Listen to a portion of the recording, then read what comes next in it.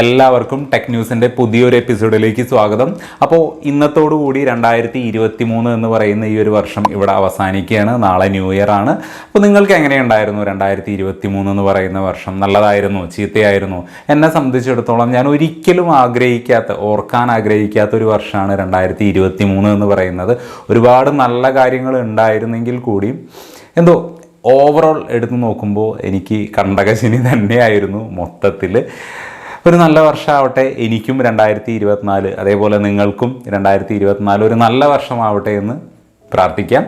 അപ്പോൾ നമുക്ക് ആദ്യ ന്യൂസിലോട്ട് കടക്കുന്നതിന് മുന്നായിട്ട് ഞാൻ ഈ ഒരു എപ്പിസോഡ് ഉണ്ടല്ലോ, ഈ ഒരു ടെക് ന്യൂസ് അല്ലെങ്കിൽ ലെറ്റ്സ് ടോക്ക് സം ടെക് എന്ന് പറയുന്ന ഈ ഒരു പ്രോഗ്രാം ഞാൻ എല്ലാ ഞായറാഴ്ചയും രാവിലെ 9 മണിക്ക് മുന്നേ അപ്ലോഡ് ചെയ്യാനാണ് ഞാൻ പ്ലാൻ ചെയ്യുന്നത്.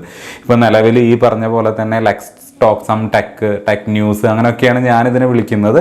ഒരു പേര് മാറ്റി അടുത്ത വർഷം മുതൽ കുറച്ചും കൂടി ക്യാച്ചി ആയിട്ടുള്ള ഈ ഒരു സീരീസിന് പേരിട്ടാൽ കൊള്ളാമെന്നുണ്ട്. ഒരുപാട് പേരുകൾ മനസ്സിലുണ്ടെങ്കിലും എനിക്ക് പേഴ്സണലി അതൊരു തൃപ്തി തരുന്നില്ല. നിങ്ങൾക്ക് എന്തെങ്കിലും സജഷൻ ഉണ്ടെങ്കിൽ അത് കമൻ്റായിട്ടൊന്ന് അറിയിക്കുക. എനിക്ക് ഇഷ്ടപ്പെട്ട് കഴിഞ്ഞാൽ തീർച്ചയായിട്ടും ഞാനത് സെലക്ട് ചെയ്യുന്നതാണ്. ഓക്കെ, എല്ലാ ഞായറാഴ്ചയും, എല്ലാ വീക്കിലി സൺഡേ മോർണിംഗ് 9 o'clock മുന്നേ ഒരു ന്യൂസ് പോലെ നിങ്ങൾക്കറിയാം, കാണുന്നവർക്കറിയാം. സോ അതാണ് ഞാൻ ഇതുകൊണ്ട് ഉദ്ദേശിക്കുന്നത്. സ്ഥിരമായിട്ട് ഇനി ചെയ്യണമെന്ന് തന്നെയാണ് മനസ്സിലെ ആഗ്രഹം. സോ നല്ല പേരുകളുണ്ടെങ്കിൽ തീർച്ചയായിട്ടും സജസ്റ്റ് ചെയ്യാം. അപ്പോൾ നമുക്ക് ആദ്യത്തെ ന്യൂസിലോട്ട് കടക്കാം. കഴിഞ്ഞ കുറേ എപ്പിസോഡുകളിൽ നമ്മൾ പറയുന്ന ഒരു ഫോണിൻ്റെ കാര്യമാണ് IQ Neo സീരീസുകൾ. ഫൈനലി അത് ചൈനയിൽ ലോഞ്ച് ചെയ്തു. IQ Neo 9, IQ Neo 9 Pro അങ്ങനെ 2 ഫോണുകളാണ് വന്നിരിക്കുന്നത്. അതിൽ 9ൽ 8 Gen 2 ആണ് വന്നിരിക്കുന്നത് പ്രോസസ്സർ. അതേപോലെ തന്നെ പ്രോയിൽ വന്നിരിക്കുന്നത് Dimensity 9300 ഈ ഒരു പ്രോസസ്സറാണ് വന്നിരിക്കുന്നത്. ഇന്ത്യൻ പ്രൈസിലോട്ട് കൺവേർട്ട് ചെയ്യുമ്പോൾ Neo 9ന് ഏകദേശം 27,000 രൂപയും Neo 9 Proക്ക് 35,000 രൂപയാണ് പ്രൈസ് വരുന്നത്. സോ ഇന്ത്യയിലും ആ ഒരു പ്രൈസിൽ വരികയാണെന്നുണ്ടെങ്കിൽ തകർക്കും എന്നുള്ള കാര്യത്തിൽ യാതൊരു സംശയവുമില്ല. ഇതിൻ്റെ കൂടെ തന്നെ IQൻ്റെ ഒരു വാച്ചും അതേപോലെ തന്നെ IQൻ്റെ തന്നെ TWSഉം വരുന്നുണ്ട് എന്നുള്ളതാണ് കേൾക്കാനായിട്ട് സാധിക്കുന്നത്. എന്താകും എന്നുള്ളത് അറിയില്ല. സോ അധികം വൈകാതെ തന്നെ ജനുവരിയിൽ ഫസ്റ്റ് വീക്കോ സെക്കൻഡ് വീക്കിലോ ഈ ഒരു പ്രൊഡക്റ്റുകൾ ഇന്ത്യയിൽ നമുക്ക് എക്സ്പെക്ട് ചെയ്യാനായിട്ട് സാധിക്കും. OnePlusൻ്റെ 12 സീരീസും ജനുവരി 23 ഇന്ത്യയിൽ ലോഞ്ച് ഉണ്ടാകും എന്നുള്ളത് ഇപ്പോൾ കൺഫേം ചെയ്തിരിക്കുകയാണ്. OnePlus 12, അതുകൂടാതെ 12R, പിന്നെ OnePlus Buds 3 എന്ന് പറയുന്ന അവരുടെ പ്രീമിയം കാറ്റഗറിയിലുള്ള ഒരു TWS കൂടെ ആ ഒരു കാറ്റഗറിയിൽ ഉണ്ടാകും എന്നുള്ളതാണ്. അതിൻ്റെ കൂടെ റിലീസ് ചെയ്യുമെന്നുള്ളതാണ് അറിയാനായിട്ട് സാധിക്കുന്നത്. ഇനി മൊത്തത്തിൽ ഒരു ശോകം റിപ്പോർട്ടാണ് OnePlus 12നെ കുറിച്ച് കേൾക്കുന്നത്. അത്യാവശ്യം നല്ല മോശമാണ് ബിൽഡ് ക്വാളിറ്റി എന്നാണ് അറിയാനായിട്ട് സാധിക്കുന്നത്. എനിവേ കാത്തിരുന്ന് കാണാം. നത്തിങ് ഫോൺ 2A എന്ന് പറയുന്ന ഫോണിൻ്റെ ലീക്ക്ഡ് ഇമേജുകളാണ് ഈ കാണുന്നത്. ഓൾമോസ്റ്റ് കൺഫേംഡ് ആണ് ഇത് തന്നെയാണ് എന്നുള്ളത്. സംഭവം എങ്ങനെയുണ്ട്? ആ ഒരു സ്ക്വയർ ഡിസൈനും ക്യാമറ ഡിസൈൻ മൊത്തത്തിലൊക്കെ ഒരു വെറൈറ്റി ആയിട്ടുണ്ട്. ലൈറ്റ് കത്തും എന്നുള്ളത് തന്നെയാണ് ഇതിൻ്റെ കാര്യത്തിലും ഏകദേശം പുറത്തു വരുന്ന ന്യൂസുകൾ. സോ ഏകദേശം ഒരു 30,000 രൂപയ്ക്ക് താഴെ 25,000-ന് മുകളിൽ ആ ഒരു പ്രൈസ് കാറ്റഗറിയിലായിരിക്കും വരിക എന്നും പറയുന്നുണ്ട്. ഇപ്രാവശ്യം ക്വാൽകോമിൻ്റെ പ്രൊസസ്സർ ആയിരിക്കില്ല, പകരം MediaTekൻ്റെ പ്രൊസസ്സർ ആയിരിക്കും. എന്താകും എന്നുള്ളത് കണ്ടറിയേണ്ടതായിട്ട് വരും. ഈ ജനുവരി അവസാനത്തോടുകൂടി അല്ലെങ്കിൽ ഫെബ്രുവരി ഫസ്റ്റ് വീക്കിൽ ഇതിൻ്റെ ഒരു റിലീസ് ഉണ്ടാകും. പോക്കോ X6 സീരീസുകൾ ഓൾമോസ്റ്റ് റിലീസ് ചെയ്യാനായിട്ടുണ്ട്. ഫ്ലിപ്കാർട്ട് ത്രൂ ആയിരിക്കും എക്സ്ക്ലൂസീവ്ലി ഈ ഒരു ഫോണ് നമുക്ക് ഇന്ത്യക്കാർക്ക് കിട്ടുക. 3 ഫോണുകളാണ് ഈ ഒരു X6 സീരീസിൽ ഉണ്ടാകുക എന്നുള്ള ഇപ്പോൾ പറയുന്നത്. പോക്കോ X6, പോക്കോ X6 Neo, പോക്കോ X6 Pro അങ്ങനെ 3 ഫോണുകളായിരിക്കും. അതിൽ തന്നെ Dimensity 8300 Ultra എന്ന് പറയുന്ന പുതിയൊരു പ്രൊസസ്സർ, ഇന്ത്യയിൽ ഈ ഒരു പ്രൊസസ്സർ വെച്ച് വരുന്ന ആദ്യത്തെ ഫോൺ ഈ ഒരു പോക്കോ X സീരീസിൽ ഒരെണ്ണമായിരിക്കും എന്ന് പറയുന്നത്. അതായത് റെഡ്മി K70E എന്ന് പറയുന്ന ഫോൺ ചൈനയിൽ ഓൾറെഡി ലോഞ്ച് ചെയ്തിട്ടുണ്ട്. അതിൻ്റെ റീബ്രാൻഡ് വേർഷനാണ് ഇന്ത്യയിലോട്ട് വരുന്ന ഈ ഒരു X6ൽ ഏതെങ്കിലും ഒരെണ്ണം എന്ന് പറയുന്നത്. കഴിഞ്ഞ കുറേ സമയമായിട്ട് പൊക്കോയുടെ അവസ്ഥ എന്താണെന്നുള്ളത് അറിയാമല്ലോ. ബോർഡ് അടിച്ച് പോകുന്നുണ്ട്, ഡിസ്പ്ലേ അടിച്ച് പോകുന്നുണ്ട്, നിന്ന നിപ്പിൽ കത്തുന്നുണ്ട്. പക്ഷെ അവർ ചെയ്തൊരു നല്ല കാര്യം എന്താണെന്നറിയോ? അവരുടെ പുതിയ ഫോണുകൾക്ക് എല്ലാവരും അവർ എക്സ്ട്രാ വാറണ്ടി കൊടുക്കുന്നുണ്ട് എന്നുള്ളതാണ്. 1 വർഷം മാറ്റി 2 വർഷത്തെ അവരുടെ ആ ഒരു മിസ്റ്റേക്ക് അവർ അഡ്മിറ്റ് ചെയ്യുന്നു എന്ന് പറയുന്നതിൻ്റെ അല്ലെങ്കിൽ അത് അക്സെപ്റ്റ് ചെയ്യുന്നതിൻ്റെ ഒരു തെളിവാണ് അത്. സോ അവർ ഇനിയും നല്ല ഫോണുകൾ ഇനി ഇറക്കുമെന്നുള്ളത് തന്നെയാണ്. അതിന് പോക്കോ X5 അത്യാവശ്യം നല്ല ഫോണായിരുന്നു. ഈ ഒരു ഫോണും അത്യാവശ്യം നല്ല രീതിക്ക് തന്നെ മാർക്കറ്റിൽ പെർഫോം ചെയ്യുമെന്നാണ് എൻ്റെ വിശ്വാസം. ആപ്പിളും മാക്സിമവും തമ്മിലുള്ള ഒരു പ്രശ്നം കഴിഞ്ഞ ന്യൂസിൽ നമ്മൾ ഷെയർ ചെയ്തിട്ടുള്ളതാണ്. ആപ്പിളിൻ്റെ വാച്ച് സീരീസ് 9ഉം അൾട്രാ 2ഉം US സെല് ചെയ്യാൻ പാടില്ല എന്നുള്ളൊരു ബാൻ കൂടി നിലവിൽ വന്നിരുന്നു. അതിന് അഗെയിൻസ്റ്റ് ആയിട്ട് ആപ്പിൾ ഇന്റർനാഷണൽ ട്രേഡ് കമ്മീഷന് ഒരു റിക്വസ്റ്റ് സബ്മിറ്റ് ചെയ്തിരുന്നു. ടെമ്പററി ആയിട്ട് ഈ ഒരു ബാൻ സ്റ്റോപ്പ് ചെയ്യണം എന്നുള്ളതും അവർ 2 ആഴ്ചയ്ക്കുള്ളിൽ തന്നെ ഈ ഒരു പ്രശ്നത്തിന് ഒരു പരിഹാരം കാണാമെന്നും പറഞ്ഞിട്ട് ഒരു റിക്വസ്റ്റ് സബ്മിറ്റ് ചെയ്തിട്ടുണ്ടായിരുന്നു.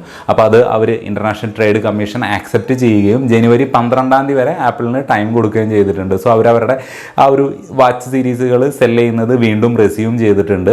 ഈ 12 ശേഷം ഈ ഒരു പ്രശ്നം സോൾവ് ആപ്പിൾ ചെയ്തിട്ടില്ലെങ്കിൽ വീണ്ടും ഈ ബാൻ കണ്ടിന്യൂ ചെയ്യുന്നതാണ്. അപ്പോൾ സോഫ്റ്റ്വെയർ സൈഡിൽ അവർ എന്തൊക്കെയോ മാറ്റങ്ങൾ വരുത്തിക്കൊണ്ട് അതിൻ്റെ SPO2 ഫംഗ്ഷൻ ഡിസേബിൾ ചെയ്യാനുള്ള പരിപാടിയാണ് ഇപ്പം നിലവിൽ ആപ്പിൾ ചെയ്യുന്നത്. അതല്ലാതെ ആ ഒരു പാറ്റൻറ്റ് വാങ്ങാനുള്ള മൂവ്മെൻ്റ് ഒന്നും ആപ്പിളിൻ്റെ സൈഡിൽ നിന്ന് ഇല്ല എന്നുള്ളതാണ് നിലവിൽ അറിയാനായിട്ട് സാധിക്കുന്നത്. അവർക്കത് ചെയ്യാനായിട്ട് സാധിക്കും. അത്രയ്ക്കധികം പൈസ ഉള്ള ഒരു കമ്പനിയാണ് ആപ്പിൾ എന്ന് പറയുന്നത്. അവർ ആ ഒരു ടെക്നോളജി തന്നെ ചിലപ്പോൾ ഈ മാസിമോ എന്ന് പറയുന്ന കമ്പനി തന്നെ അവർ ആപ്പിൾ പകരം വിലക്കെടുത്ത് വാങ്ങും. അതൊക്കെ പറയാനായിട്ട് സാധിക്കില്ല. എനിവേ ആപ്പിൾ തൽക്കാലത്തിന് രക്ഷപ്പെട്ടിരിക്കുകയാണ്. ഈ ഒരു സീസൺ എന്ന് പറഞ്ഞാൽ ക്രിസ്മസ്, ന്യൂ ഇയർ എന്ന് പറഞ്ഞാൽ അമേരിക്കയിലുള്ള ആളുകൾ ഏറ്റവും കൂടുതൽ അങ്ങോട്ടും ഇങ്ങോട്ടും ഗിഫ്റ്റ് കൊടുക്കുന്ന ഒരു സമയമാണ്. അതിന് ഏറ്റവും കൂടുതൽ ചൂസ് ചെയ്യുന്നത് ആപ്പിളിൻ്റെ പ്രൊഡക്റ്റുകളാണ്, ഐഫോണുകളും വാച്ചുകളും. എനിവേ ഈ ഒരു സീസണിൽ ആപ്പിൾ ഒന്ന് പെട്ടു, പക്ഷെ കുറച്ച് രക്ഷപ്പെട്ട് കയറി വന്നിട്ടുണ്ട്. 12 അറിയാം എന്താണ് അവർ ചെയ്യാൻ പോകുന്നത് എന്നുള്ളത്. സാംസങ്ങിൻ്റെ A25 എന്ന് പറയുന്ന ഒരു ഫോൺ അധികം വൈകാതെ തന്നെ ഇന്ത്യയിൽ ലോഞ്ച് ചെയ്യുന്നുണ്ട്. 6.5 ഇഞ്ച് വരുന്ന സൂപ്പർ AMOLED 120 ഹെർട്സിൻ്റെ റിഫ്രഷ് റേറ്റ് ഡിസ്പ്ലേയോട് കൂടിയിട്ടുള്ള ഒരു ഫോണാണ്. പക്ഷെ അതിൽ വെച്ചിരിക്കുന്ന പ്രോസസ്സർ ഏതാണെന്ന് ചോദിച്ചു കഴിഞ്ഞാൽ Exynos 1280 എന്ന് പറയുന്ന ഒരു പ്രോസസ്സറാണ്. പ്രൈസ് എക്സ്പെക്ട് ചെയ്യുന്നത് ഏകദേശം 30,000, 29,999 ഒക്കെയാണ്. ആരാ ഇതിനൊക്കെ ഈ ഒരു പ്രൈസിന് ഈ ഒരു ഫോൺ വാങ്ങുക എന്നുള്ളത് അറിയില്ല. എനിവേ ഇങ്ങനൊരു ഫോൺ കൂടെ സാംസങ്ങിൻ്റെ സൈഡിൽ നിന്ന് വരുന്നുണ്ട്. ഷവോമിയുടെ 2 കാറുകൾ ചൈനയിൽ ഓൾറെഡി ലോഞ്ച് ചെയ്തിട്ടുണ്ട്. SU7, SU7 Max. അതിൻ്റെ ഈ ഒരു ബ്ലൂ കളർ എങ്ങനെയുണ്ട്? നല്ല രസമായിട്ടുണ്ട്. ഇതിൻ്റെ കളർ നല്ല അടിപൊളിയായിട്ടുണ്ട്. ഇതിൻ്റെ കളർ ഈ ഒരു കളറിൽ 14 സീരീസുകൾ ഫോണുകളും അവർ ഇറക്കും എന്നുള്ളതാണ്. ഓൾറെഡി ഇറക്കി കഴിഞ്ഞിട്ടുണ്ട്.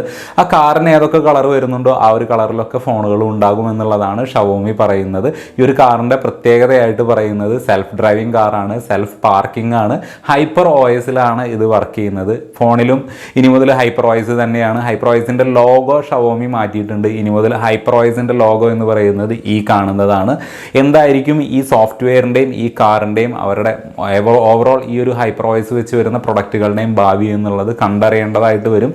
ഷവോമിക്ക് അത്രയും പ്രതീക്ഷയുള്ള ഒരു സോഫ്റ്റ്വെയർ ആണെന്ന് തോന്നുന്നു. പക്ഷെ അവർ പ്രോപ്പറായിട്ട് മെയിൻ്റനൻസ് ഇതിനെങ്കിലും ചെയ്താൽ മതി എന്നുള്ളതാണ് എൻ്റെ ഒരു പ്രതീക്ഷ. ഈ കാറ് ഇന്ത്യയിലോട്ടും വരുന്നുണ്ട്. സോ അധികം വൈകാതെ തന്നെ ഇന്ത്യക്കാർക്കും ഈ സെൽഫ് ഡ്രൈവിംഗ് കാർ ഉപയോഗിക്കാനായിട്ട് സാധിക്കും. മൈക്രോസോഫ്റ്റിൻ്റെ Co-Pilot എന്ന് പറയുന്ന AI ബേസ്ഡ് ആപ്ലിക്കേഷൻ പ്ലേ സ്റ്റോറിൽ ആൻഡ്രോയിഡ് ഫോണുകൾക്ക് വേണ്ടിയിട്ട് വന്നിട്ടുണ്ട്. ChatGPT പോലെ തന്നെയാണ് ഇത് വർക്ക് ചെയ്യുന്നത്. ഇത് ഉപയോഗിച്ചുകൊണ്ട് നമുക്ക് ചാറ്റ് ബോട്ടുകൾ പ്രവർത്തിക്കാനായിട്ട് സാധിക്കും. അതുകൂടാതെ DALL-E 3യുടെ സപ്പോർട്ടോട് കൂടിയിട്ട് ആർട്ടിഫിഷ്യൽ ഫോട്ടോസ് ക്രിയേറ്റ് ചെയ്യാനായിട്ട് സാധിക്കും.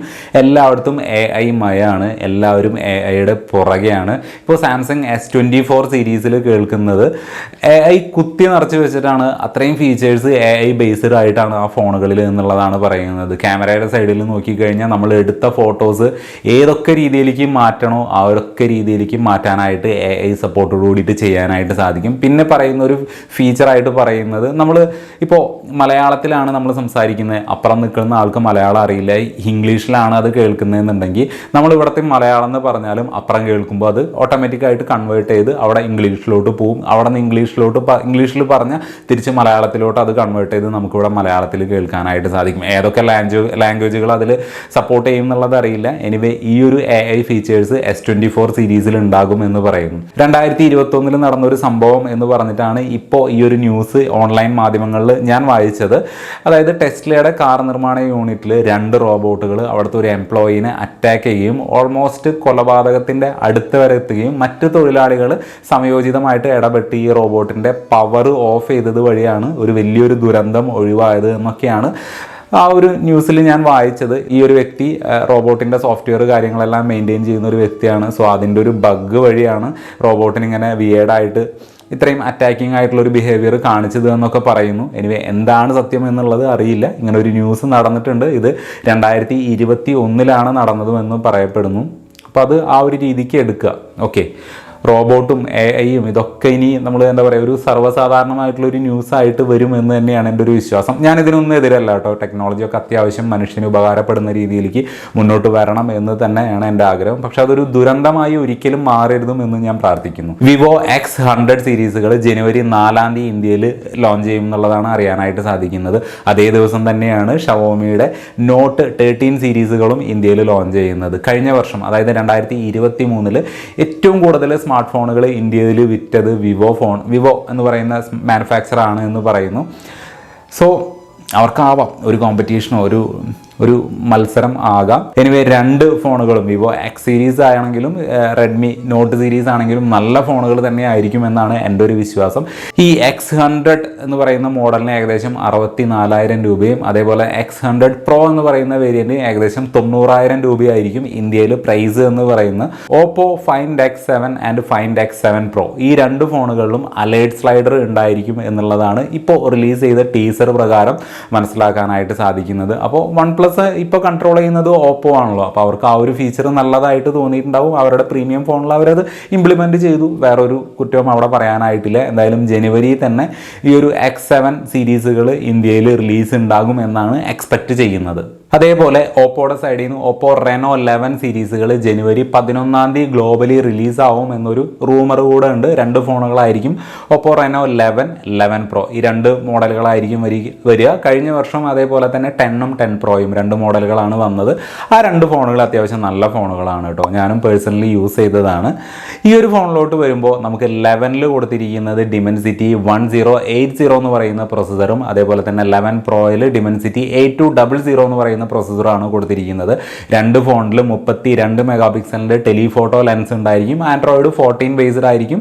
കഴിഞ്ഞ ദിവസം ഞാനൊരു ഓൺലൈൻ മീഡിയയിൽ വായിച്ചൊരു ന്യൂസാണ്. ഒരു റഷ്യൻ സോൾജിയറുടെ ലൈഫ് ഷവോമി Mi11 ലൈറ്റ് എന്ന് പറയുന്ന ഫോൺ വഴി രക്ഷിക്കാനായിട്ട് സാധിച്ചു. അതായത് അദ്ദേഹത്തിൻ്റെ നെഞ്ചിൽ കിട്ടേണ്ട ഒരു ബുള്ളറ്റ് ഈ ഫോൺ തടുക്കുകയും ആ ഫോണിൽ തന്നെ ആ ബുള്ളറ്റ് സ്റ്റക്കായിരിക്കുകയും ചെയ്തത് വഴി അദ്ദേഹത്തിന് കാര്യമായിട്ടുള്ള ഒരു പരിക്ക് കിട്ടില്ല. ചെറിയ രീതിക്കൊക്കെ ബ്ലഡ് വരുന്നത് നമുക്ക് ആ ഒരു ഫോട്ടോയിൽ കാണാനായിട്ട് സാധിക്കുന്നുണ്ട്. എന്നാലും അദ്ദേഹത്തിൻ്റെ ജീവന് ആപത്തൊന്നും സാധിച്ചിട്ടില്ല. സോ ഫോണുകൾ വഴി ഇത്തരത്തിൽ ഫോട്ടോ എടുക്കാനും കോൾ ചെയ്യാനും മാത്രമല്ല പക്ഷേ ചില സമയത്ത് അത് നമ്മളുടെ ലൈഫും രക്ഷിക്കും.